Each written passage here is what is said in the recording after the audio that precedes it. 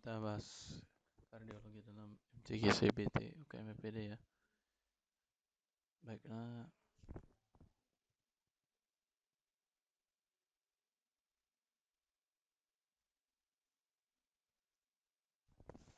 ini yang ditanya adalah tindakan selanjutnya ya. Tindakan selanjutnya jika pasien tidak sadar ke IGD, nadi 115, takikardi ya, RR sedikit meningkat 32 kali per menit, suhu febris, EKG didapatkan VT monomorfik. Jadi ini termasuk takikardi dengan hasia.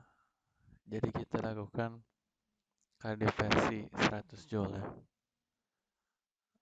Hasia itu hypoxia, altered mental status, sign of shock, ischemic chest discomfort, dan acute heart failure. Jadi tidak stabil. Kita lakukan kardioversi 100 joule. Kalau takikardi dengan tanpa tanda hasia itu kita lakukan konservatif dengan obat ya. Oke, kalau diagnosis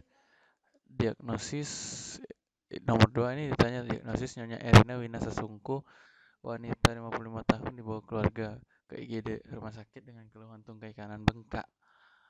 Jadi sejak 3 hari yang lalu ya, termasuk kasus akut, tanda vital dalam batas normal, ada riwayat kanker serviks, baru pulang rawat setelah tira baring 3 minggu, didapatkan dari hasil lab yaitu peningkatan di dimer.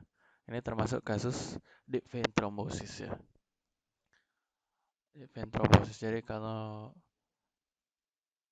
bengkak itu disertai riwayat keganasan, jadi adanya nanti akan diperiksa USG Doppler ya. Dan nanti akan ada namanya scoring Wells untuk mengetahui lebih lanjut mengenai risiko dari trombosis vena dalam ini. Kalau selulitis itu penyakit kulit, varises itu pelebaran vena pada PTA, preeklampsi itu jika hipertensi pada ibu hamil, dan sindrom kompartemen itu adalah gangguan pada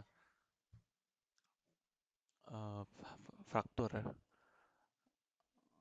terjepitnya kompartemen otot.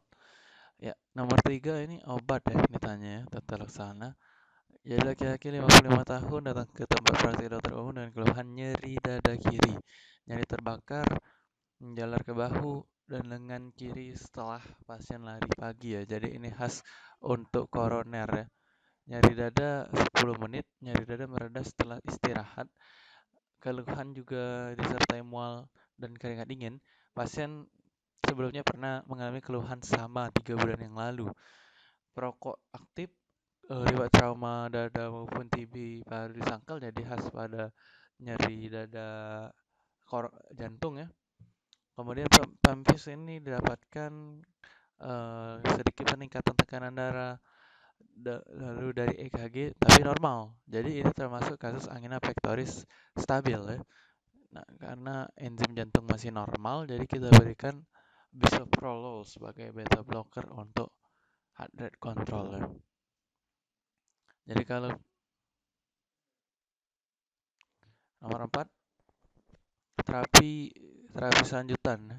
Yang tanya, jika ada keluhan jantung berdebar tebar 6 jam sebelum masuk rumah sakit, tanda vital 120/80, heart rate 150 kali per menit, RR 20 kali per menit, suhu 37 derajat Celcius. Dokter sudah melakukan manuver vagal, tapi tidak ada perubahan ya. Ini termasuk kasus supraventricular tachycardia ya. Jadi selanjutnya kita berikan adenosin ya. Ya, jadi SVT ini karena ada kompleks IRS yang sempit dan gelombang P yang tidak jelas. Oke, pilihan selanjutnya nomor 5 ini ditanya obat lagi tata laksana. Perempuan obes 50 tahun dengan hipertensi tidak terkontrol. Selama 5 tahun diberikan diuretik tiazid dan beta blocker. Dia datang untuk evaluasi proteinuria. Saat evaluasi medis tahunan, PMV tinggi badan 167 cm, berat badan 91 kg ya, IMT obes ya, tekanan darah 170 mmHg, tinggi, hipertensi, edema dorsum pedis minimal, PMV ada peningkatan kreatinin, bun, dan creatinine clearance, urinalysis ya, asam ya, pH 5, proteinuria positif ya. Jadi ini diberikan pasiennya diuretik dan vasodilator. Jadi kalau untuk pengawas sentral ini justru pada ibu hamil. Oke, ini ditanya nomor 6 ini diagnosis ya. Diagnosis. Jadi laki-laki 50 tahun nyeri dada kiri. Terbakar menjalar ya, hingga punggung terus-menerus dan semakin bertambah sakit, muntah 2 kali, keringat yang membasahi seluruh tubuh. Keluhan baru pertama kali dirasakan, pemeriksaan fisik tekanan darah 110/70 mmHg, nadi 75 kali per menit. Hasil EKG ini ada ST elevasi ya, di lead 2, 3 dan AVF. Ini ST elevasinya ya. Jadi ini termasuk STEMI inferior akut. Ini kalau untuk mnemoniknya itu SALI ya, SALI. Jadi septal itu V1, V2, V1, V2. Kalau anterior itu V3, V4. Lateral itu V5, V6 dan AVL. Ya, inferior tadi 2, 3 AVF ya.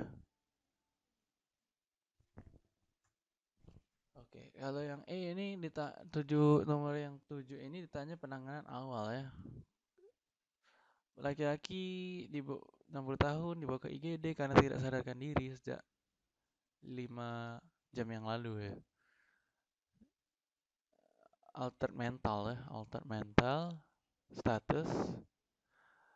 Nadi tidak teraba lemas, RR 32 kali per menit, suhu afebris ya. Tekanan darah tidak terukur. Pada EKG dapatkan gambaran VT monomorfik ya. VT monomorfik. Jadi ini adalah takikardi dengan altered mental atau dengan hasia ya. Jadi unstable ya. Termasuk kita berikan lagi kardio versi 100 joule ya.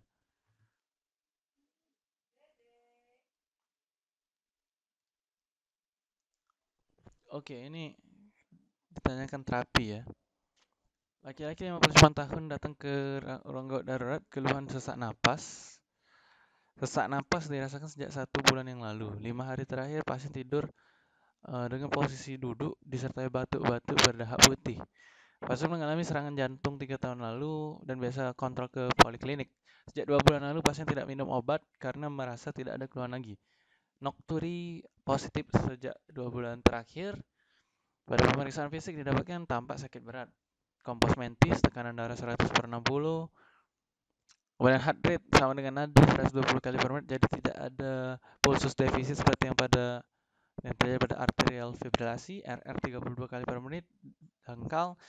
Afebris, JVP tidak meninggi, heart rate negatif. Korma besar ke kiri, S1, S2 negatif, S4 positif, terdengar rongki basah halus, tidak nyaring, dari auskultasi di basal kedua paru-paru. Hepar dan lien tidak teraba, ekstremitas udem kanan kiri tidak ada. EKG didapatkan sinus takikardi dengan infak lama di dinding anterior. Radiologi torak kardiomegali positif, tanda bendungan paru juga ada. Ini jadi termasuk gagal jantung ya. Karena ada dan disertai edema paru karena ada batuk-batuk berdahak putih, ini tanda edema paru ya. Jadi kita berikan furosemid ya. Kalau gagal jantung kanan itu ada edema di semua badan ya. Sementara pada kasus ini belum ada edem di ekstremitasnya. Oke, nomor 9 ditanya tindakan ya. Tindakan awal ini laki-laki 73 tahun, lemas 2 hari yang lalu disertai pusing dan sesak, minum obat isosorbit dinitrat 3 kali 5 mg, captopril 3 kali 25 mg, furosemide 2 kali 1 tablet, spironolactone 1 kali 100 mg, aspirin 1 kali 80 mg, dibenkamid 1 kali 5 mg.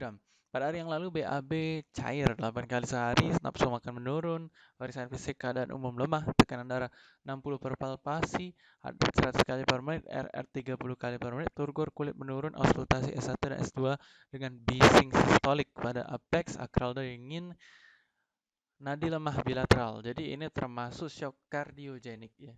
Tapi kita harus pastikan dulu dengan fluid challenge test ya. Dugaan itu. Kalau misalnya memang negatif itu shock kardiogenik, tapi kalau dia fluid challenge hasilnya positif maka shock hipovolemik. Jadi sebenarnya ini kalau mau kita berikan norepinefrin ini nanti kalau jika tekanan darah sistolik kurang dari 70 ya. Oke, nomor 10 ini ditanya diagnosis kasus ya.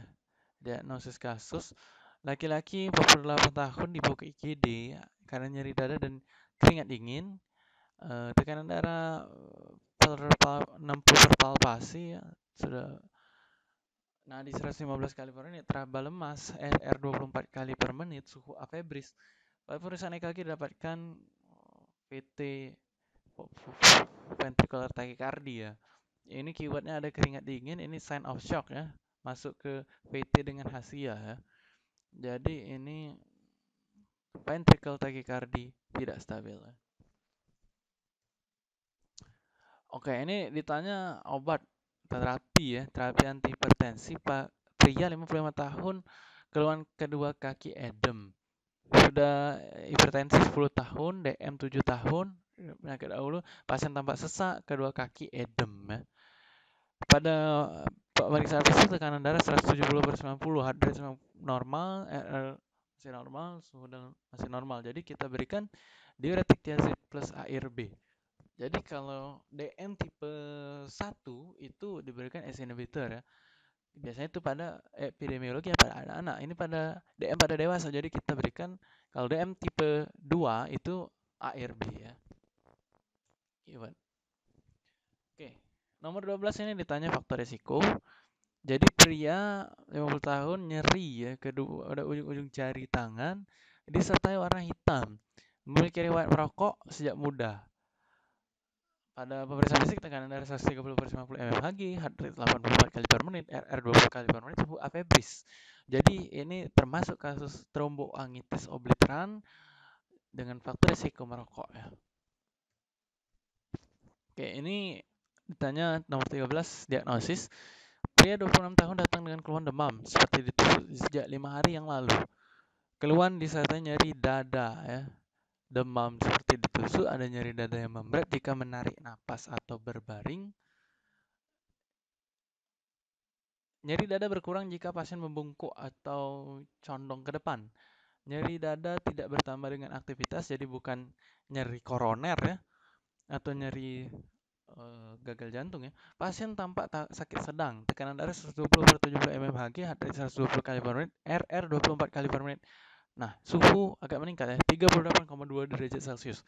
Pada pemeriksaan fisik didapatkan bunyi S1 dan S2 normal, friction rap positif. Ini arahnya ke friction rap ini gangguan di perikardium.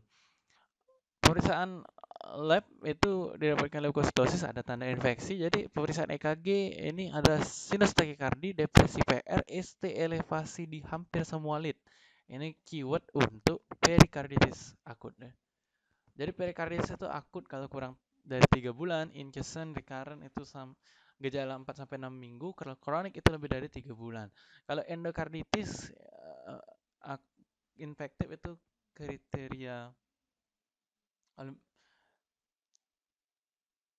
ada Streptococcus viridans ya. Kalau myokarditis akut itu kriteria DUC, itu enzim jantung naik at causal leakage enzim ya. Oke, kalau 14 ini ditanya pemeriksaan penunjang.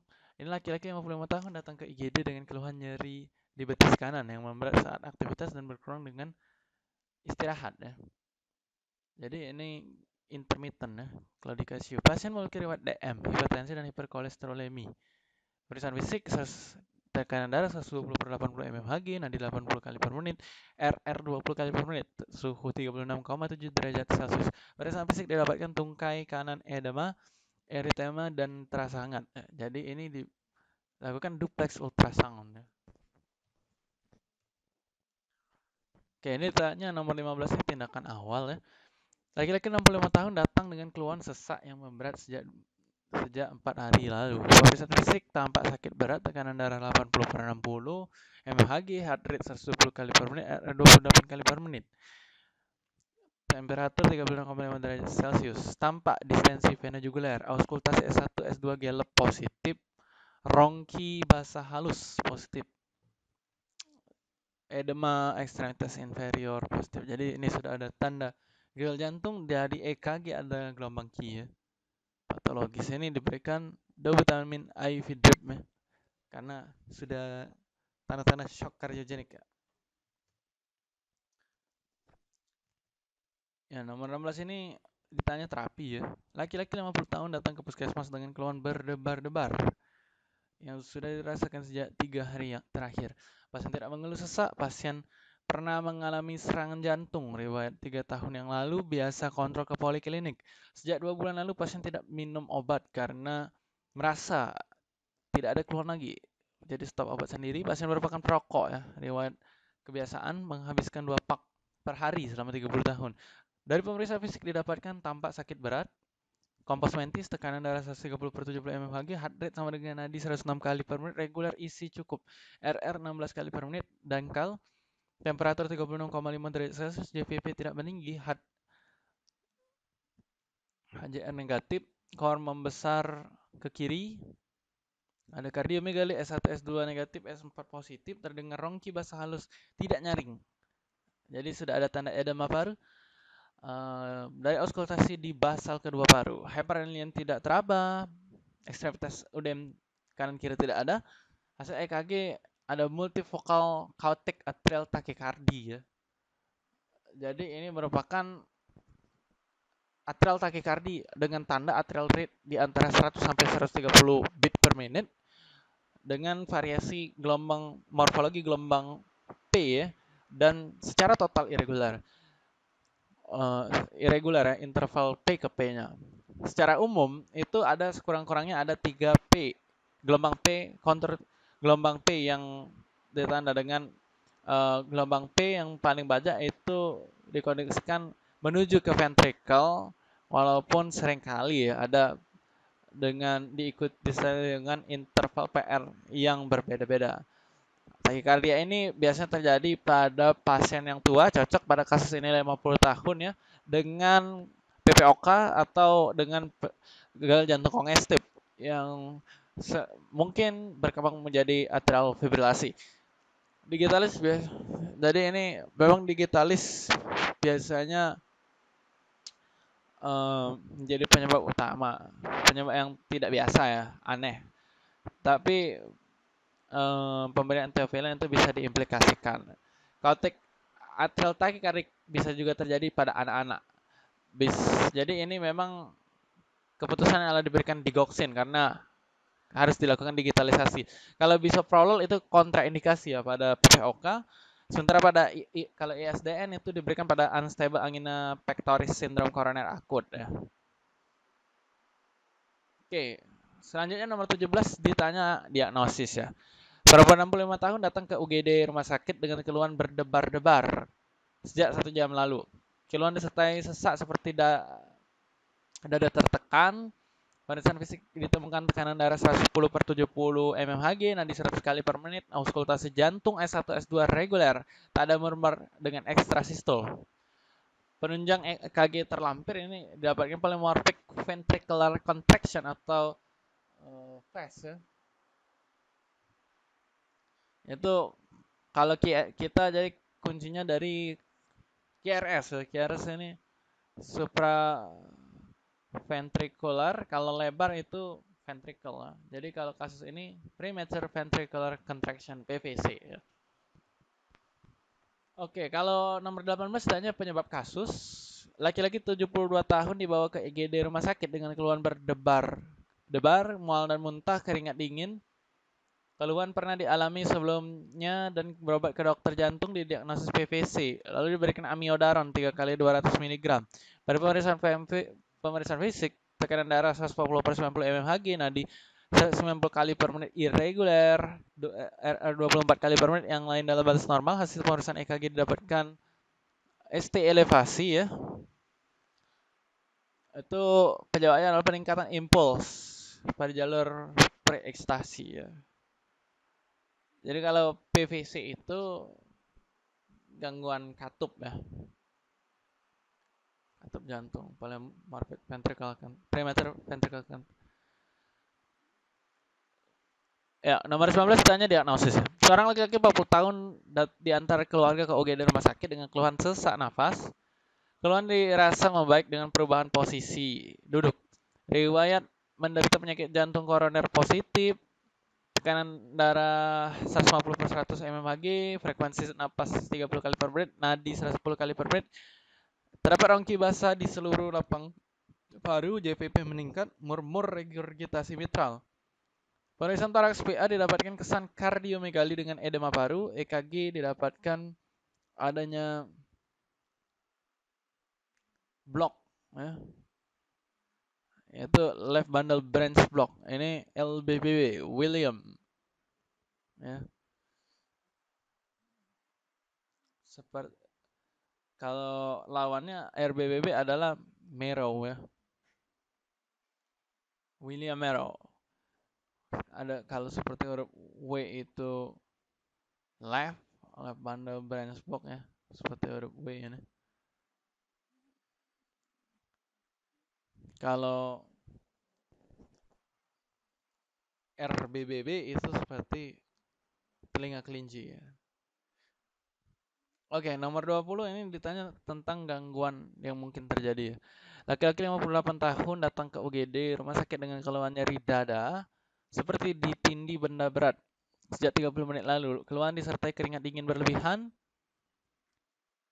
Pemeriksaan fisik ditemukan tekanan darah 160/60 mmHg, denyut nadi 120 kali per menit, denyutan jantung tampak di area epigastrium, murmur regurgitasi aorta, EKG, ST depresi di lead V1 sampai V6, foto torak ada bayangan aorta melebar ya. Elongasi aorta ini jadi termasuk aneurisma aorta karena 160/60 itu termasuk white pulse pressure ya. Jadi aneurisma itu pelebaran dari diameter lumen pembuluh darah ya. Biasanya akibat dari penyakit gangguan kolagen ya.